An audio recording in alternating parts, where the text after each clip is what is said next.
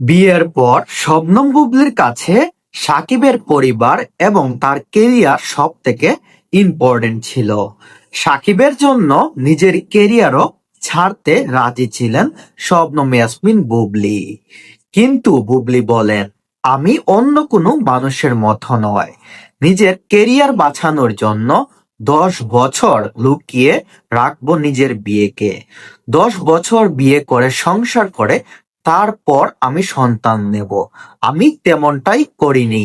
আমি চেয়েছি আমার পরিবার এবং শাকিব খানকে আমার কেরিয়ার থেকে সব থেকে বেশি গুরুত্ব প্রদান করতে। কারণ শাকিব খানকে নিয়েই আমার জীবনটা শুরু হয়েছে।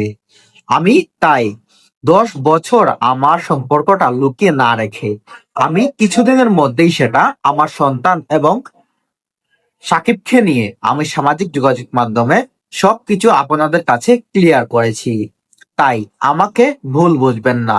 আমি অপু বিশ্বাসের মতো দীর্ঘদিন থেকে নিজেকে এবং নিজের পরিবারকে এবং নিজের সন্তানকে লুকিয়ে রেখে 10 বছর সংসার ছিল সেই কথাটা সবার কাছ থেকে হাইড করে আমি এই জায়গায় আসিনি।